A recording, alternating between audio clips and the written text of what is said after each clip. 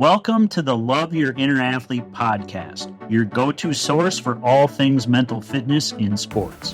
Whether you're an athlete, coach, or parent, you will learn as you join us to dive into inspiring conversations with those who have worked to develop their mental fitness. You will hear from people who have put in the work as either an athlete, coach, or a parent. In each episode, we bring you discussions and expert insights on developing resilience, focus, and mindset. Discover the concepts of mental fitness and learn how to use it to create consistent, durable confidence in both sports and life. I'm your host, Hans Schulstad. Let's get started. Welcome to the Inner Athlete podcast. We're pleased to be joined today by a longtime friend going all the way back to college, Pete Rutili. I was working with a client a while back, and they told me their family advisor was Pete Rutili, and I was like, the Pete Rutili who went to Augsburg? And they were like, the parents were like, yeah. And I'm like, yeah, I went to school with him. So we got back in contact, and we've been working together for years now with multiple players, and he is kind enough to join us and talk about his experience as a family advisor / agent working with hockey players and just how mental fitness can benefit them, and just happy to jump into the conversation. And Pete, do you recall how that connection happened? I do. Yeah, I do recall that. And I also recall our days back at Augsburg. We were both psychology majors. Yeah. Yeah. So we went through that, getting our majors together, and you took it a lot further than I did, obviously. Yeah. You used your degree more to your advantage. I certainly have used mine too. But yeah, my objective back then was like, I thought I'd coach and teach.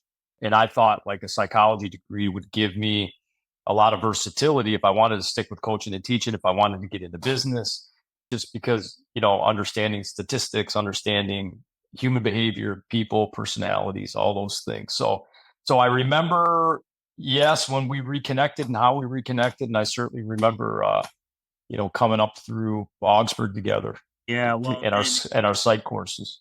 Yeah. And it's totally a small world that we got reconnected that way. And it's been awesome working together. You're one of those guys who really gets and understands the importance of mental fitness and mental health, and what kids need to do and the rigors. And you do such a great job of talking to kids about how to get ahead of this stuff and do things to help them enhance their performance and enhance their lives. So you're truly one of the good guys in the business that really looks out for kids, and I so appreciate that, and the fact that we can work together to make that happen.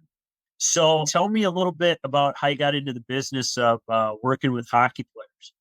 Yeah, it was something. So like coming out of Augsburg way back when, I spent a brief amount of time, trying to play minor league hockey. Spent about a year doing that. And then I was still in Minneapolis at the time. I'm originally from Chicago, that. Here now, with my wife and my 4 daughters. But back then, right after, stopping playing hockey and getting into the real world, I wanted to get into business right away. So I got a good opportunity with a company that was like in building materials back then, that took me from Minneapolis down to Dallas, Texas, and started my business career down in Dallas for a couple of years. And then once you're in the hockey community, like you never leave the hockey community. So you get down to Dallas, Texas, you start playing in men's league, and then you meet up a couple of guys and they're like, hey, come and coach with me. From Dallas, my company moved me to Orange County, California. I spent a couple of years in Irvine, California. So I spent a couple of years on the West Coast, same thing, get into the men's league, start networking and meeting some of the guys, get into the hockey community there. Hey, start coaching with me. So I was doing a little bit of coaching there in Irvine, and then my company ended up moving me back to Chicago. So everywhere I went, you get back into the hockey community. I got back to Chicago, immediately started coaching while I still had my business career. So my coaching career, can't even really call it a career, was more like a hobby / passion of mine. While I was building my career, I was coaching at the Chicago Mission and did it again, like hobby, passion. I still had my business career. My teams were pretty good. And at that time, there were agents hanging around my team, and things like that. I developed a pretty big network of, college coaches, junior coaches, things like that. And then I realized as my wife and I were going to start a family that I'm spending way too much time on my hobby slash passion. Probably need to focus more on the stuff that, my job that's paying the mortgage. So I ended up stop coaching. A good friend of mine from Chicago, Billy Zito, he's now the GM of Florida Panthers, was an agent at the time at a boutique agency based in Chicago, had some very, very good players, along with my Finnish partner, Marcus Leto. And Billy was like, "You're not going to coach anymore? What are you going to be doing?" We got to talking. And he's like, "Come and do this with me." So I just started scouting, recruiting for the agency, things like that. 2 years in, Billy took a job. He jumped to the team side, became an assistant GM with the Columbus Blue Jackets, and the rest is really history for Billy. He's coming off of a Stanley Cup win with Mm-hmm. the Florida Panthers. But when Billy left, we kind of reorganized, and I was able to take a real run at this thing and do it to the level that I'm doing at now. So it was something that I wasn't ever really looking to get into. I never dreamed about becoming an agent or any of those things, but just, the relationships, the network. Hockey's always been a passion of mine. To be able to kind of utilize my business experience along with my hockey experience has been unbelievable. So, and I have Billy, guys like Billy and my partner, Marcus Leto, to thank. That's great. So, I hadn't heard that whole story. I think I knew parts of it, but I hadn't heard you tell the whole thing before. mhm. So, why do you think mental fitness is so important for today's athletes? Everything is so competitive. It's a lot different than when we were growing up. But when I was coming up, my dad was big on like the mental fitness and reading. He would always give me books and things like that. And I remember being in college and reading Jim Lohr, the sports psychologist from way back. He was originally a tennis coach, but there was a book called mental toughness training for sports. And that was early 90s, Hans. But that to me, it had always been something that had interested me when I was a player, because I was never the biggest guy or the strongest or the fastest. And it's like, what can I do to get my mind in a good place, get rid of negative thoughts, calm myself down, visualize the things that I want to be happening for me. So it really started when I was a player, just trying to find ways that I can get better. You know what I mean? And be more of the player that I wanted to be. It seemed to help me in a lot of ways. So now with the position that I'm in, a lot of it is providing resources for these guys so they can help themselves be the player and the person that they want to be. So I'm big on that. You and I have discussed this immensely over the years, that the same way there's such an emphasis on skills coaches and skating coaches and shooting coaches and strength and conditioning coaches, this is a way you do all this training. It's like, are we taking care of this? Right. Are we taking care of our heads? So that's why I think it's just another piece to the puzzle, another aspect, another resource that guys can use to reach their full potential. What's like something that we have talked about that you wish you knew when you were playing? I think for me, you've taught me a lot about developing my mental acumen, my mental fitness as a skill, and my confidence as a skill. I think that's one thing that I've really taken from our conversations. All right. So when you think about that, and I love that confidence as a skill, how do you see it as a skill? And why do you think so many athletes see it more as an emotion?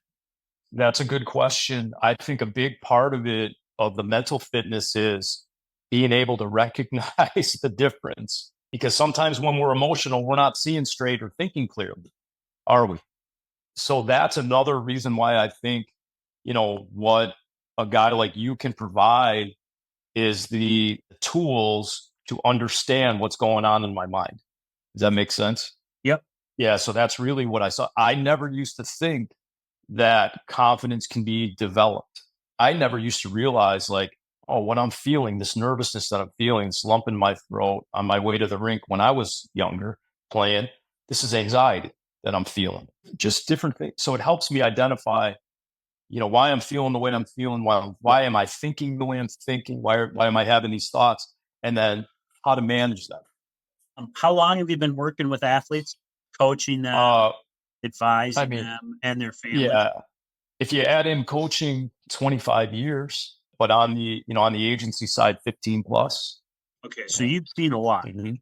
What advice would you like to give to the parents of young athletes about, like, how to facilitate mental fitness or how to approach parenting an athlete in today's world?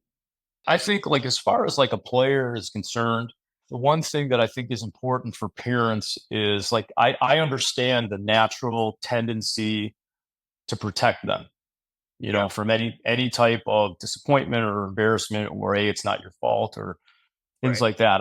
I've always found that the more these guys can deal with the ups and the downs, the stronger it gets them.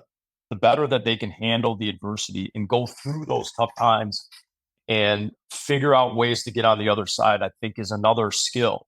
That mental fitness, my mental acumen and how in tune I am with, my thoughts and what I'm feeling and why I'm feeling it and how to manage it is going to be very, very helpful, Yeah, to me.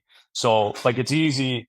I get it. I used to hear it all the time when I was a coach. Before I had a family of my own, parents would say to me, "Hey, you don't know what it's like. You're not a parent." And they were right. yeah, Now I'm a parent, yeah, and my daughters are volleyball players. So I get it. I get it yeah, feeling like not happy with what this coach is doing. But my best way forward for my daughters, in my case, for my players, if I'm trying to help them manage through an issue with a coach or whatever it is not to do it for them.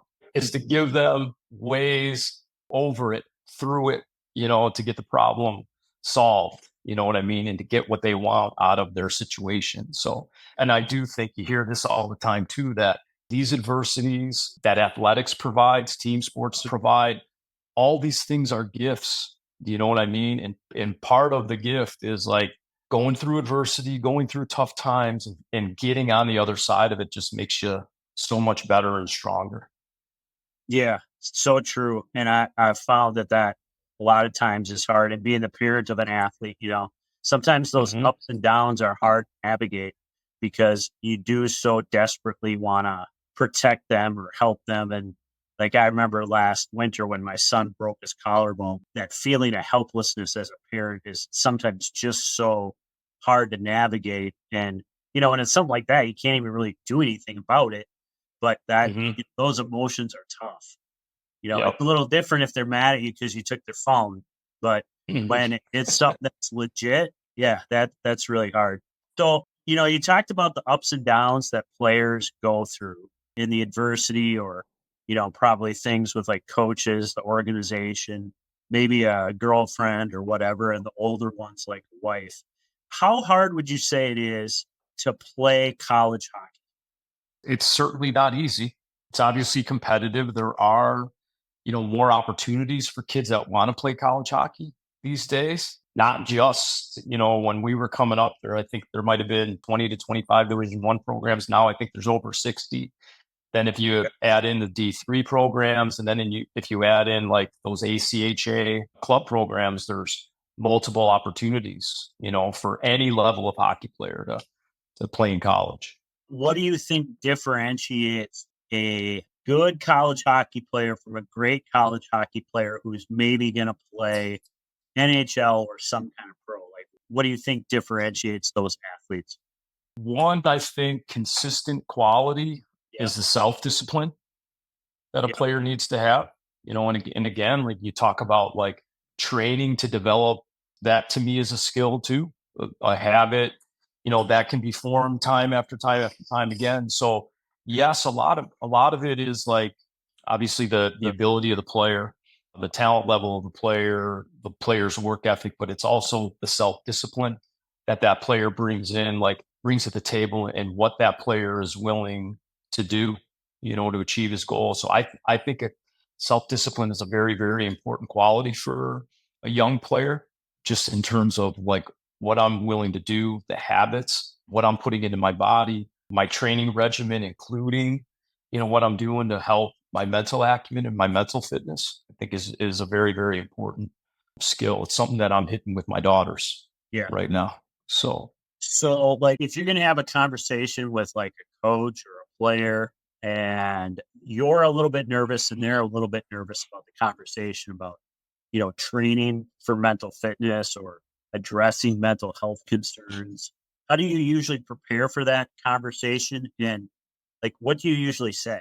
In my role, and I share this with guys like younger guys that work with me, like our job is we have to be good listeners first, and we have to hear what the player's saying, and get to know the player's personality, what the player wants out of it. With these younger kids, the parents as well, and developing a relationship, getting to know the parents. But with these kids, the better you are at getting to know, of course, the kid, the personality, and but then listening to them, the better you can help them. So everybody's personality is a little bit different. I have guys that are alpha males, but they're worriers and they stress out about things that aren't in their control necessarily. And with me, a lot of times just letting that player talk helps them. But where a guy like yourself comes in is you actually have the tools you can give that player, whether it's I need to relax or I'm having trouble controlling my emotions. Where someone like you has really benefited me is like I can listen, I can provide my advice based on my experience, but then to continue to develop and get better at whatever it is, developing my confidence, controlling my emotions more, becoming more consistent as a player, that self discipline, those habits, time after time after time, those are tools that you can provide and have provided some of my guys to get over some of those mental challenges. Right, doesn't have anything to do with physical, but a lot of the times the things that are going on in my head can affect me physically. Yes. Oftentimes they do. Yep. Right, so that's what I would tell you is like we have to listen. We have to be in tune with the player. And the more in tune we are, the better we can help them. I'm only going to be able to help so much, but a big part of my job is finding the resources that can help those guys. And then I think once we do that, then it's like very, very important for the player to stick with it. Yeah. Well, and I feel like our strategy together also has been to have me come and speak at your camps when you have them, because that gives you an Yeah. entree to talking about it. Why do you think it's so important to talk about this stuff with today's athlete? Again, there's so many distractions out there. We didn't have social media when we were coming up. We're not dealing with, the constant distractions, the environments that, these younger kids are growing up with, so of course it's about like getting the most out of my ability, achieving my objectives, as a player. And everybody's got different objectives, but I just think it's so important that people know mental fitness isn't about something's wrong with me. I got something going on in my head, or I have problems, or I'm weak up there. It's really about taking that same approach that I would about improving my skating or improving my shot or improving my leg strength. You know what I mean? That's why I've always put a premium on it as an important part of my program per se is if a player wants to take advantage of the resource, we have it. And I'm just a big believer in it, proponent of it, and use it daily. And I mean, I'm not shy to say that you and I talk once a month, and Yep. you know, Yep. you help me. Yep. So when I presented at this camp and the camp you had in July and the camp a couple of years ago, what was it about the presentations that you thought were helpful? And or what did families or kids say to you about hmm The first thing is like the way that you present, just with the energy, the way you speak, the way you engage the kids, I think is very, very good because it grabs them. And then I think the other thing is like you've got these anecdotes and these stories, the concentration grid, it? you know, that engages these kids and gets them on the edge of their seat and they're actively participating. So yes, it's you presenting, but it isn't just you presenting for 45 minutes and talking about, all the things that you've done. You're actually giving them tools to say, hey, and challenging them with different things throughout the presentation too. The concentration grids was one of them. And I know the kids got a kick out of that. Yeah. So you referenced, that we talk about like, once a month and all that. Mhm. So can you tell me like some specific ways you've maybe used something that we've talked about for yourself or in your work as a family advisor?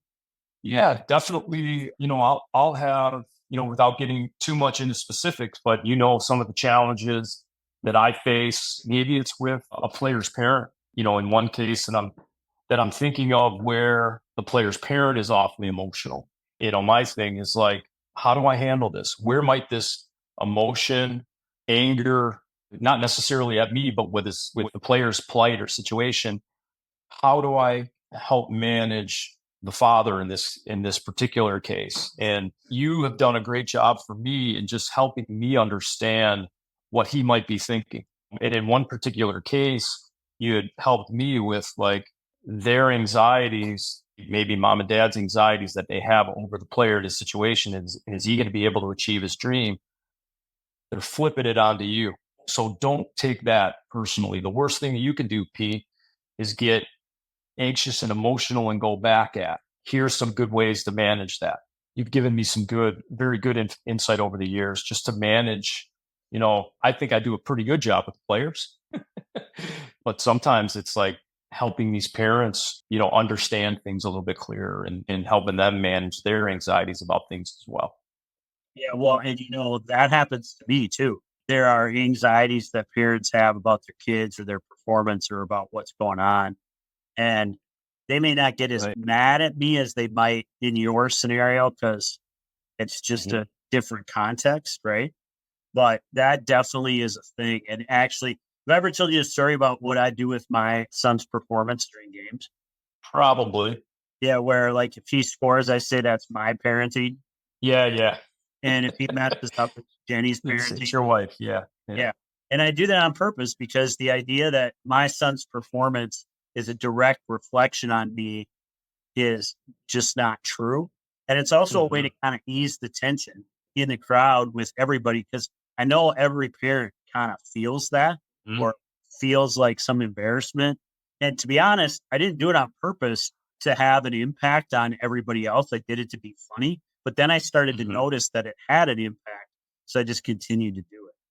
Because I think that's one of the things that's really hard. And I also think the other thing that I've seen in this, you tell me if you think you've seen this, is that there's kind of a deal where what being an athlete or a division one or a high level athlete means now is way different than what it meant when we were growing up. Because there is just so much more involved and so much more that you have to do. And I also Mhm. feel like there's a fear that like, well, if you don't do every camp that you get, NUL or USHL camp that you get invited to, that you're gonna fall behind and you're making a mistake. But it's easy to get caught up in that. It is, and I have a hard time understanding that. Like I'm going through it as a parent now. My wife is certainly on that side where we got to do these volleyball privates, and we got to get to all the Yeah. stuff in the summer, or we're not going to make the team, and the coach is going to get mad at us. It's like no, you know what I mean? Like the one thing that I love about where you're at in your state is like that community hockey model. I don't think it happens as often as it once did, but I love the multiple sports thing. Guys playing football in the fall and then hockey in the winter and then baseball in the spring or whatever it is. But I've never understood that as a coach. And even now as a parent, that tendency to feel like I'm going to miss out on something or we got to get him into everything. I always look at it like if they're dying to go, but I also kind of, maybe it's the coaching background, but like developing as an athlete, first rather than just trying to get everything. We're about 2 weeks away from rookie camp starting, right, for the pros. And some of these kids are starting to leave for their USHL teams. I had a conversation yesterday with a longtime pro client of mine that is very close with Love him like a son, and he's got a very like aggressive, energetic personality, and sometimes he'll get himself too ramped up. Where I got to get it, I got to get it now, and I love that about him, and that's why he's been able to play so long in the NHL. But he's going to a new organization in a couple of weeks. He's got a family of his own. He's got young children of his own. Just so proud of what he's been able to do. But one piece of advice that I gave when we were talking about camp, and he's like, I think I got a chance to fit here in the lineup and this and that. And And I'm like, hey, one more thing. Don't try to get it all in day one. Yep. You know, don't come flying out of the gate on day one. Just have that mindset of like, just coming in, focus on what I want to get out of this thing, how I want to play, and then I want to get better every day. I want to slowly build, depending on a player's personality. So I think that that's a big thing too, and that's especially good for parents of players. It's like slow and steady, not pedal down 12 months out of the year. Right. And it takes breaks and rest and recover and do some Right. things, go on some trips. Slow build. Yep. Yeah. Uh-huh. Yeah. And I also think that that's really important. I mean, even like the social and emotional aspects of being a player. And I hear some coaches say, and it kind of gives me pause where they say things like sticks and chicks don't mix or whatever. And I've always been of the opinion that the sooner you learn the skills you need to be in relationships, and I'm not saying like you need to be in a serious relationship as a player at a super young age or anything, but the sooner you learn those skills and get into that and learn how to navigate that. And I remember one kid I worked with who was a high level hockey player. We talked about, hey, your identity is way too wrapped up in being a hockey player. Like that Hmm. was too much of his life. And I said, hey, why Hmm. don't you try dating? See how that goes. That might be a good thing for you to develop another identity. And about a year later, he said, Hans, that was the best thing you ever told me to do. And I was like, why? He goes, oh, well, the emotions that go with playing hockey are nothing compared to trying to please a 16-year-old girl. And I was like, yeah. And I'm sure they think the same thing about you. And he's like, yeah, probably. But, you have to have a variety of different experiences about dealing with uncomfortable things. And, getting into relationships is another way to learn about yourself. And Without a that's the doubt. thing that I'm the biggest advocate for is I've often seen, and I'm sure you've seen this as well, is like you can push yourself and kind of almost induce some adversity to help you learn about it. You're pushing yourself. Hmm. You have to do something that you've never done before or that's hard or you're not experienced at, rather than Hmm. waiting for like a crisis to bring it all on because you just kind of keep ignoring what's going on in your head or going on with your family. Hmm. Honestly, that's some of the most like rewarding work with some of your clients is helping them to figure that stuff out because, it really can have an impact on how they perform. And, I'm not a guy that's going to be like, oh, well, you're not playing well because your mom or your dad sucks. It's more like, okay, so this is part of the context. What do you want to do to manage it and how are you going to handle it? Yes. Yep. Right. Yep. I, And yeah. that's also true with coaches too, right? Like not always Hmm. going to like every coach that you play for. When you look back, one question came to mind when we were talking. I know you've worked with some players that are like at a young age, tremendously talented and skilled. Hmm. And, not every one of them makes it, right? Depending upon what that means. What are the things that young players need to look out for when they're identified that way at a young age?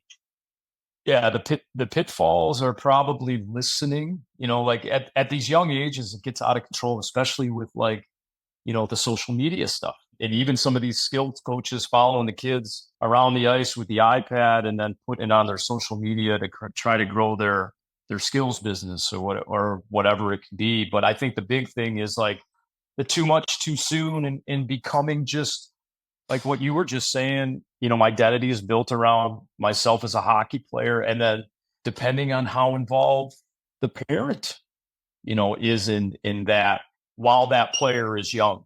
So the pitfalls would be like I'm doing this, more for my dad who's living vicariously through me than, myself and my drive and what I want. I always kind of go at it like this with younger families. Like the parents are obviously involved and play a massive role, but it's like you could have objectives for your son or your daughter. Like I certainly have things that I would like my daughters to experience and to develop into. I'm trying to teach them, my wife and I, we want them to develop their own passions, their own priorities, the things that are important to them.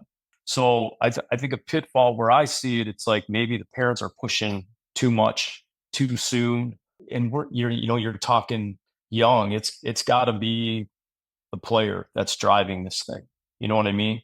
Like in my case, the way I look at it, it's like, of course, what do you want for your son? And then what, as your son gets older, like, and you've seen it with some of these young guys that started working with you when they were teenagers, and now they're guys that are playing in the NHL. Yep. What were they? They're a lot different now than they were when they were teenagers, and they have a natural evolution, in their personalities. They Right. mature physically, they mature mentally, giving these guys the time to do it. And then the other thing is, like, I see as a major pitfall with somebody that's like maybe at like a young prodigy at, if there is such a thing, at 12, 13, 14 years old. And then, there's that physical maturation, there's that mental maturation, and kids that maybe were a little later to develop have now caught up. And then the players and the parents think that that player is falling behind, and then I'm getting screwed, and then panic sets in, you know? So the advice that I would give is, like, allow them to just continue to evolve and continue to mature. Give them the time instead of being in a massive rush to push, push, push, push. Have you ever seen it where you've had a kid and then all of a sudden you see something change and their development flourishes? And what do you think the Hmm. key is to that? Or what do you, when that happens, what are the commonalities that go with it? It's, I think, the same thing on the other side. Definitely parents are a big part of that too, where maybe a kid doesn't, at age 15, doesn't get invited to the national team tryouts, right? Or doesn't get invited to that program. And I have to spend maybe an extra year at home instead of rushing off Yeah. to the USHL before I'm ready, because it's good for my ego, or if it's good for my parents' ego, or if it's good, or it might be good for the advisor. So I've seen that case more often than I've seen the previous one that we were talking about, where the kid is a superstar at when he's little, and then falls off. I've seen that flourishing, but I think it's like the parents being supportive, encouraging, prioritizing academics, prioritizing, like, my home environment instead of rushing kids out the house at 15, 16 years old. So I also think that the Yeah. player's coach has a lot to do with it, Yeah. as well, just in creating the environment that that young guy is going into every day. So a player at 16 is totally different than a player at 17, 18, 19. So I think it's very, very important to do what's in your best interest and not try to follow and get to somewhere as fast as you can get it. That's very rarely is that the right way to go. A couple other questions about like the things that I've done with your athletes to help people get a perspective.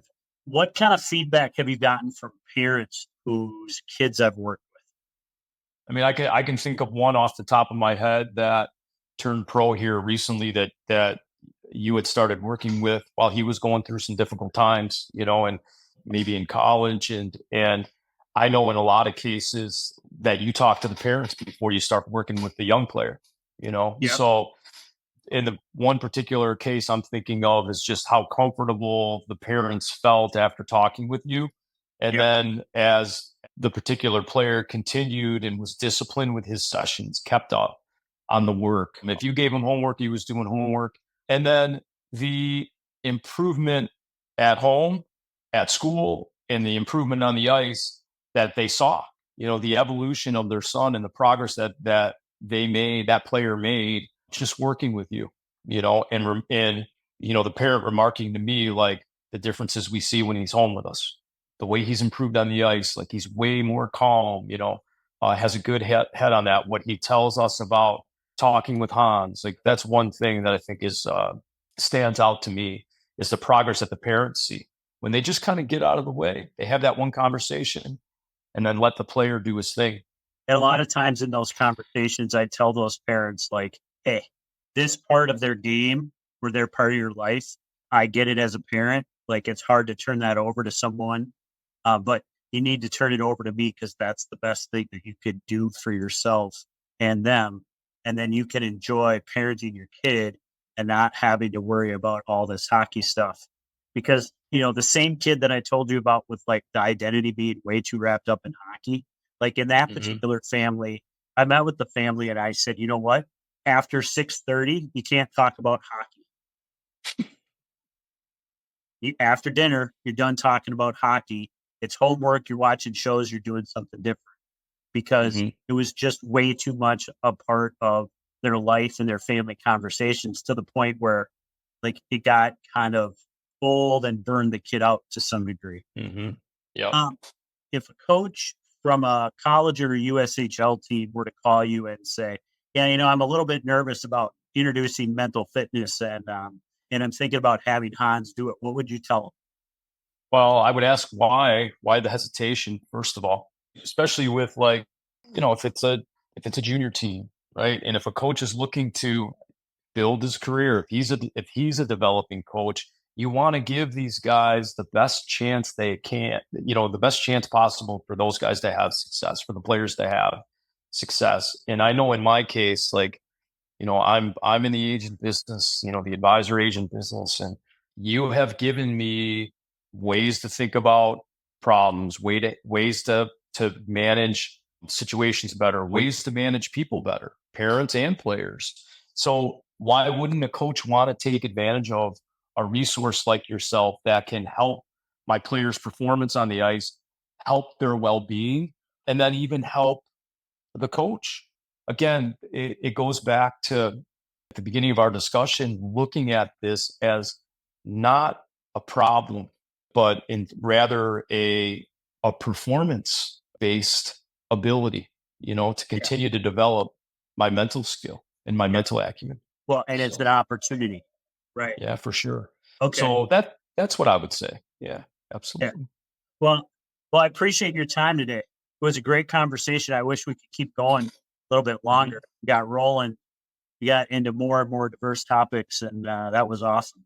I appreciate the relationships that we've had. And, I've told you this before, the mutual client we had and the horrible situation with that, you pushed me to grow in that particular situation to do something that at first I wasn't sure I knew or really wanted to do. So Mhm. I always feel like when the people I talk to and have conversations with and spend time with push me for growth, that's the sign of a great relationship and a great friendship. And so I really appreciate everything you've done for me and do it for your clients. And you're definitely different than many other people in the hockey world. So I'm glad that you're willing to support that and help those kids with those things.